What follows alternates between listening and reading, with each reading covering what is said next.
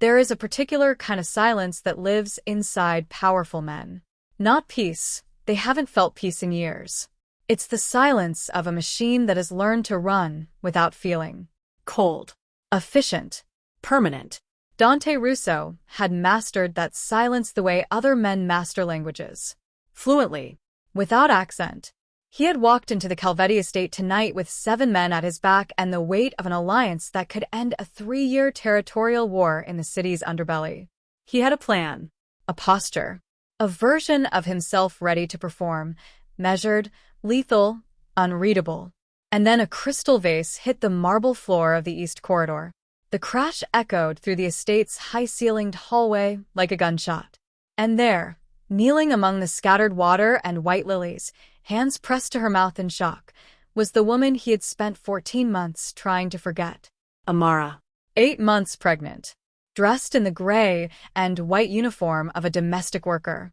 Her locks pulled back under a cloth wrap, her dark skin catching the amber glow of the corridor sconces. She was staring at the broken crystal with the expression of someone who had learned that one wrong thing, one single accident, could cost them everything. She hadn't seen him yet.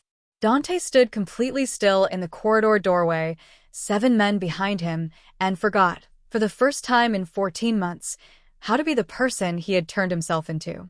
The Calvetti estate sat on 16 acres of northern hills, a half-hour from the city by private road. Senator Calvetti had been dead for 8 years, but his widow, Eleonora, had transformed the property into something more useful than a politician's legacy: neutral ground. In the world Dante Russo operated in, neutral ground was rarer and more valuable than any deed or dollar figure. Eleonora Calvetti was 73 years old, fluent in 5 languages, and had personally mediated 4 ceasefires between families that should have burned each other to the ground. She was not afraid of Dante. That alone made him respect her. Tonight, she had invited him and Enzo Sabatini, head of the Sabatini family, Dante's most dangerous rival, to dinner. Not to threaten, not to negotiate in the backroom sense. To eat together, like civilized men, while Eleonora's lawyer outlined the terms of a shared corridor agreement that would stop the bloodshed along the eastern docks. Dante had come because 3 of his men had been killed in 4 months. He was not sentimental about war, but he was practical about waste. And this war was becoming expensive in ways that went beyond money. He arrived with Marco Vitali, his consigliera, and 5 others. They were greeted at the door by Eleonora's house manager, a thin man named Forsyth, who led them through the grand entrance hall, cathedral ceilings, Persian rugs, the particular hush of a house that had witnessed serious things and kept its mouth shut. Dante had been here before. He knew the layout. The formal dining room was to the left. The private salon, where he suspected Enzo was already waiting, performing patience, was straight ahead. He turned right, not because he was lost, because the crash had come from the East Corridor. Forsyth turned quickly. "Mr. Russo, the salon is—" "Give me a moment," Dante said. He walked alone into the East Corridor. The amber sconces threw long shadows down the walls. At the far end, near the console table that now sat lopsided and empty, Amara was on her knees gathering the largest pieces of broken crystal into her palm, moving carefully, the way a person moves when they're trying not to draw any more attention to themselves than they already have. The lilies were everywhere. White petals on dark marble. Dante stopped 6 feet away. He didn't speak. He couldn't for a second. Amara picked up one last shard, wrapped it in the cloth from her apron pocket, set it down. Then she pressed both hands to her knees to push herself upright, slowly because at 8 months the act of standing from the floor is not simple, and turned around. She saw him. The color didn't leave her face. Amara's skin was deep brown, luminous, and it had never been a face that showed fear easily. But her eyes, dark and wide and startlingly direct, did something Dante had only seen once before, in the moment before she left him. They went still. Not calm. Still. The way things go still before they break. Dante. His name in her voice. Just 2 syllables. The whole last year of his life collapsed into them. Amara. His voice came out lower than he intended. "What are you doing here?" She straightened her back, that precise, dignified posture he had always loved in her, the one that said, "I will not shrink in front of you regardless of how this ends." Her hand moved to her belly, without her seeming to notice it had moved. "I work here," she said quietly. "Temporary placement. 3 weeks." "You work here," he repeated. "Yes." "As a maid?" "A domestic worker." "Yes." Dante looked at her hands. He had held those hands. He knew the skin of them, smooth, careful hands, hands that had touched him like he was worth handling gently. Now the knuckles were dry and reddened. The cuticles were cracked. Something moved through him that was not quite grief and not quite rage. It lived in the space between the two. "Forsyth placed you here?" "Through an agency." "He doesn't know," she stopped. Started again. "He doesn't know anything about us. No one here does. I need you to keep it that way." Dante studied her face. The exhaustion in it. The caution. The thing behind her eyes that looked uncomfortably like fear, not of him, exactly, but of something adjacent to him. Something he brought with him. "How long have you been doing this?" Dante, please. "You have somewhere to be." How long? A door opened somewhere deep in the house. Laughter. Distant and glassy. Amara exhaled through her nose. Her chin came up slightly. 7 months, she said. 14 months ago, Dante had come home to their apartment. Not the compound where he ran things, but their apartment, the private one in the west quarter with the high ceilings and the kitchen. Amara had painted a deep terracotta, the color of the Nigerian sunsets she described from her childhood, and found her standing at the sink with her back to him. A suitcase sat in the bedroom doorway. He'd known, in the way you know things before your mind forms the words for them, that something irreversible was about to happen. He'd set his keys on the counter. He'd waited. Amara turned around and slid a white envelope across the terracotta island like she'd rehearsed it. Like she had practiced this until it stopped hurting, which told Dante it still hurt. "Divorce papers," she said. "I need you to sign them tonight." Dante hadn't touched the envelope. He'd looked at her face, that precise, unreadable face he loved, and said, "Tell me what happened." "Nothing happened. I've made a decision." "Amara, there's someone else." She said it like she was cutting a rope. Clean. Deliberate. "A man I met through a conference." He's not, she paused. "He's not in your world. He's offering me something real. Something safe." Dante had stood there in the terracotta kitchen with the scent of her everywhere and felt the particular humiliation of a man who thought he'd finally built something worth protecting and had been wrong. "You're lying," he said. Not angry. Certain. "I'm not. Look at me and say it." She looked at him. Her eyes had been dry. That was the worst of it. She'd already cried about this somewhere else sometime before, and now she was on the other side of it. "Sign the papers, Dante. Please." He signed. Because he told himself once that if the day came when she wanted to leave him, truly wanted it, not because of fear or pressure or circumstance, but because she chose, he would not be the kind of man who made her stay. He didn't know in that moment that she wasn't choosing. She was sacrificing. After she left, Dante put everything that had ever felt warm inside him into a locked room and swallowed the key. He ran his operation with the kind of precision that made his men uneasy. He never raised his voice anymore because he didn't need to. He was the quietest and the most dangerous thing in every room he entered. He told himself she was fine, that she'd moved on, that the story she'd handed him was the true one, and he had believed it, until tonight, when he found her on her knees on someone else's marble floor, gathering broken crystal with cracked hands, 8 months pregnant, and pretending not to be afraid. Dante did what he came to do. He walked into the private salon, sat across from Enzo Sabatini, a compact, silver-haired man who smiled too much and meant none of it, and spent 40 minutes negotiating the precise language of a corridor-sharing arrangement that both families would almost certainly violate within 18 months, but which would stop the immediate killing. He shook Eleonora's hand. He accepted a glass of grappa he didn't drink. He smiled at Enzo's joke about their fathers, which wasn't funny. He performed. Perfectly. And the entire time, the image of Amara kneeling on that marble floor stayed behind his eyes like something burned there. When the meeting concluded and the guests dispersed, Dante sent his men ahead and doubled back through the east corridor. The broken vase had been cleaned up. The console table was straight again. A fresh arrangement of white roses sat on it. He found Amara in the utility room off the kitchen, restocking a cleaning cart in the quiet, methodical way she did everything, working through fatigue by breaking it into small tasks that could be completed one at a time. She heard him enter. She didn't turn around. "Forsyth is going to come through that door in 6 minutes for the cart," she said. "If he sees you in here with me, let me worry about Forsyth." He stood in the doorway, watching her organize bottles by size and label with a quiet efficiency that shouldn't have broken his heart and did. Amara. "Turn around." She did. She was tired, the kind that lives in the bones rather than the eyes. Her back must have been aching.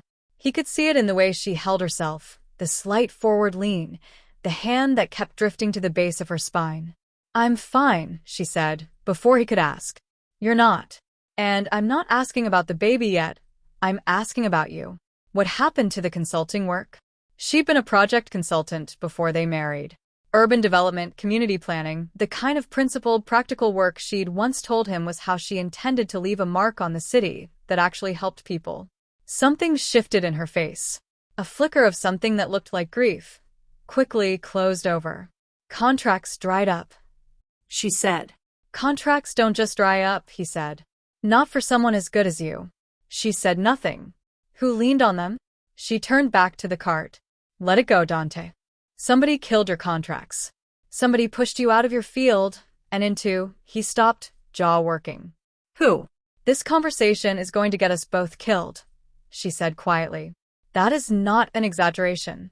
The words landed differently than she may have intended, not as a reason to stop, as a direction. Dante reached into his jacket and pulled out his phone. "Marco," he said when his consigliera picked up. "I need deep background on Amara's consulting contracts from the last 18 months. Who canceled, who pressured, who made calls. And I need any names connected to financial pressure on her personally, any accounts, transfers, anything that looks like control or threat. I need it in an hour." He ended the call. Amara was staring at him with her arms folded across her belly and an expression that mixed fury with something he recognized, after a moment, as relief. The involuntary kind, the kind that leaks out even when you're trying hard to be strong alone. "You'll start something you can't finish." "I always finish," he said. "You know that about me." She tried to stay inside. He waited.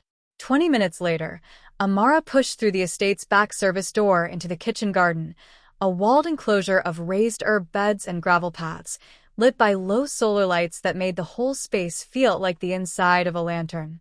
She'd grabbed her coat from the staff locker and pulled it around herself imperfectly, one side hanging lower than the other. Dante was already there, sitting on the stone bench near the rosemary beds, jacket on, hands between his knees. She stopped on the path. "You have no right to still be here." "I have every right," he said. He looked up. "That's my child, Amara." She went very still. In the low light, her face was extraordinary, strong and tired, and full of something that had nowhere left to go. She'd been carrying something enormous for a long time, and the effort of it was visible now in the way she stood. "You don't know that. I do the math the same way you do," he said. "The timing, the reason you ran, all of it adds up to one answer." She walked to the bench and sat down at the other end of it, leaving deliberate space between them. She stared at the rosemary bed, which was fragrant even in winter, and said nothing for a long time. When she finally spoke, her voice was low and stripped of its armor. "His name is Caruso," she said. "Renato Caruso.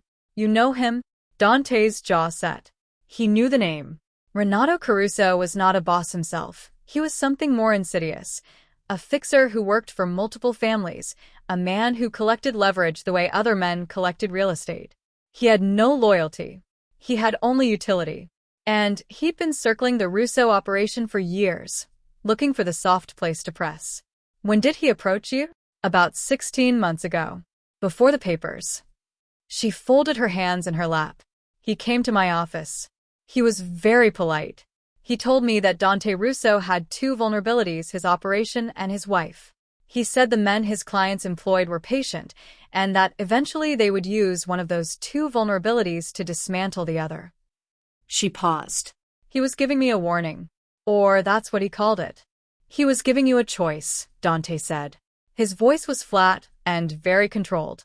He told me that if I left you voluntarily, completely, in a way that couldn't be walked back, you would stop being useful to them. They'd have no angle, no handle on you. She exhaled. He told me that if I stayed, they would build something on me. Frame me. Something to do with the money you moved through the foundation account years ago. He had documents, Dante. Real ones. He would use me as the conduit. I would go to prison. The baby. Her voice broke. Just once. The baby would have no mother. The garden was very quiet.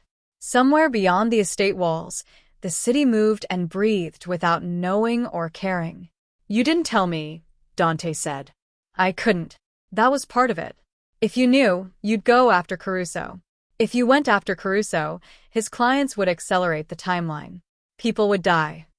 She looked at him then, directly, without flinching. Your people. People who work for you and have families of their own. Dante looked at the low garden lights for a long time. So, you left me to protect me, he said. I left you to protect everyone, she said. Including me. Including her. Her. Dante's eyes dropped to Amara's belly. Her. A small, reluctant smile crossed Amara's face, the first real expression he'd seen from her all evening. The first thing that looked like her. A girl, she said softly. She's a girl. Something inside Dante Russo, the locked room, the swallowed key, cracked open. She tried to stand and couldn't. It happened suddenly. Amara pressed her hands to the bench to rise and then stopped, one hand going to her temple, a small, involuntary sound escaping her. She blinked. I'm fine. I just stood up too fast. But she hadn't stood up at all. And she was gripping the bench edge the way a person grips something when the world has gone unreliable. Dante was beside her before he finished the thought of moving. He crouched in front of her, both hands on her arms, and looked at her face in the garden light. Her lips were dry. Her forehead was damp even in the cold. And her eyes, when they tracked to him, were working harder than they should have been, like focusing was taking deliberate effort. Amara. Your head. How long has it been hurting? Since this afternoon. It's nothing. It's not nothing. Your ankles. He could see them even under her work trousers, the way the fabric pulled at the swollen skin. Can you see me clearly right now? A pause. Too long.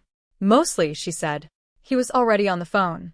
The ambulance came in 11 minutes. Forsyth stood in the back doorway of the estate looking pale and confused, and Dante gave him a single look that communicated, without words, that his professional future depended entirely on his discretion tonight. Forsyth stepped back inside and closed the door. In the ambulance, Amara held Dante's hand, not because she asked to, because he picked it up and she didn't pull it away. Caruso will know, she said, voice thin. If he has eyes on the estate, and he might, he'll know you were here with me. He'll know you know. That's his problem to have. Dante. Amara. He looked at her directly, the way he hadn't allowed himself to in 14 months. 14 months ago you made a decision to protect me. I didn't know. I couldn't argue. I couldn't fight back. His jaw was tight. That's not happening twice. Whatever comes at us now, it comes at me. She looked at him with the expression of a woman who had been holding a wall up for so long she'd forgotten what it felt like not to. And she said nothing, but her hand tightened around his. At the hospital, the words came fast.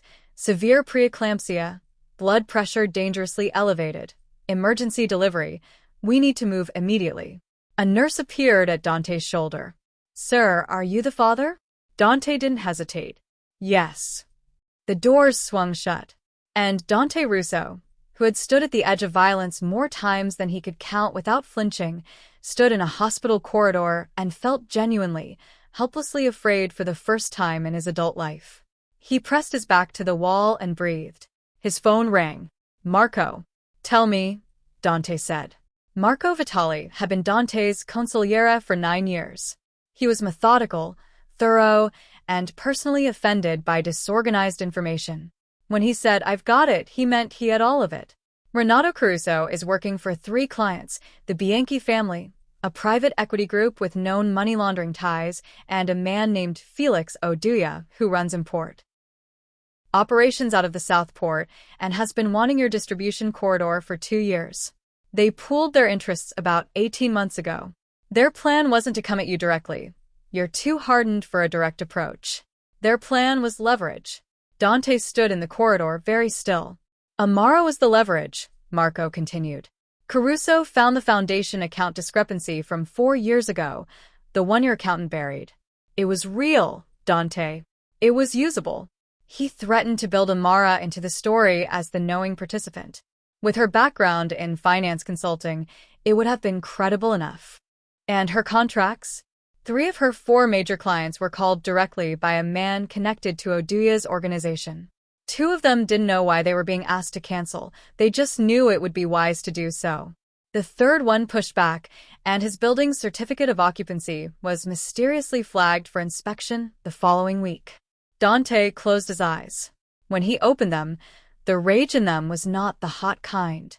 It was the cold, organized, irrevocable kind. She lost her career, he said.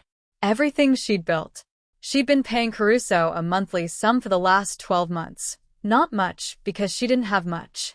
She was cleaning houses, Dante. Multiple clients, cash in hand, keeping herself invisible. The domestic agency at the Calvetti estate was her 3rd placement this month. Dante pressed one hand flat to the hospital wall. She sold her jewelry, Marco said. His voice was quieter now. Her wedding ring, the piece her mother gave her. She pawned them early on, when the consulting income disappeared and the payments to Caruso started. The corridor was very bright and very white and smelled like disinfectant. Somewhere behind the double doors at the far end, Amara was on a table under fluorescent light, and their daughter was arriving early into a world that had already given them both enough trouble. Marco. Already on it. Caruso. The Bianchis. Oduya's man. I want everything built into a package that goes to federal investigators, not our contacts. Not a favor, not a quiet removal. I want the evidence handed to people who will put them in courtrooms. Silence on the line.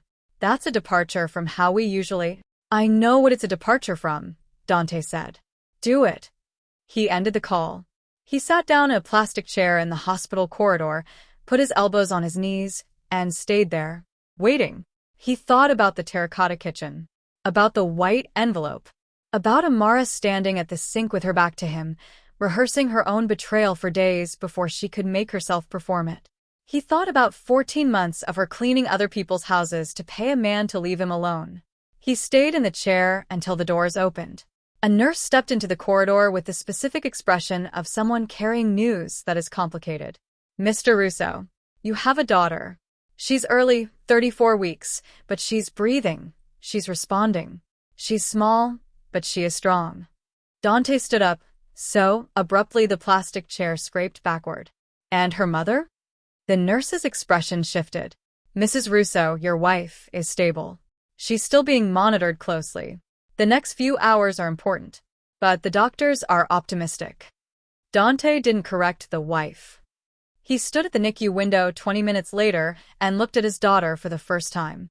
She was impossibly small, dark-haired, with Amara's complexion, that deep, warm brown, and her hands were clenched into tiny fists beside her face, as though she'd arrived in the world already prepared to argue about something.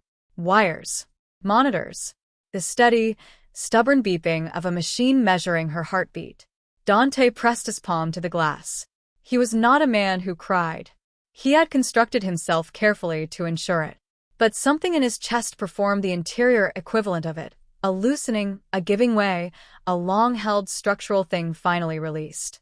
She's going to be all right, he said to nobody. He meant it like a command. By dawn, Marco had sent a single text. Package delivered. Federal contacts confirmed receipt. 3 names moving. By morning, Renato Caruso had been taken in for questioning by investigators who had been building a separate extortion case for 8 months and had just been handed exactly what they needed to close it. Dante didn't gloat. He didn't make calls. He sat in the chair outside the NICU and watched his daughter breathe. She was awake on the second morning, pale, slower than herself, and 4 lines in her right arm and a hospital blanket that looked like it had been manufactured to provide minimum comfort. But her eyes, when they found him in the doorway, were clear. Dante stepped inside and closed the door. He sat in the chair by her bed and set a cup of tea on the side table, the specific brand she liked, which he had asked the nurse's station about until someone produced a solution. Amara looked at the tea for a moment. "You remembered." "I remember everything." She reached for the cup. Her hands shook slightly. He resisted the impulse to take it for her and let her drink. "Have you seen her?" she asked. "Yes." "She's small." "She's furious," he said. "She has her fists up." Amara smiled. That real smile, the one he'd seen briefly in the garden. It cost her something to produce it right now, but it came. "Caruso," she said after a moment. "In custody. The Bianchi connection is being unraveled. Oduya's man is next. The federal package is already moving." "How did you?" "Properly," he said. "Through channels that don't lead back to me. Evidence, investigators, a case that stands on its own." He looked at her. No favors. No quiet graves. Amara was quiet. Outside, the hospital continued its careful machinery. "I know what I asked you to walk away from," she said eventually. "Your way of handling things. I know that's not small." "What you asked me to walk away from," he said, "I'm already walking away from. That's a different conversation and not today's." She looked at him, direct as always. Dante. "What does that mean?" "It means," he said, "that I spent 14 months building a machine because I didn't have anything left to build a life for. That's changed." Amara set the tea down. She looked at the window, at the pale winter light coming through it. "You can't just decide to leave," she said. "Men in your position don't get to just decide." "That's what everyone believes," he said. "Which is exactly what makes it possible." She turned back to him. And this time she looked at him the way she used to, like she was willing to believe him if he gave her enough reason. "You'd need to be very, very careful," she said quietly. "I'm very, very careful," he said. "You know that about me."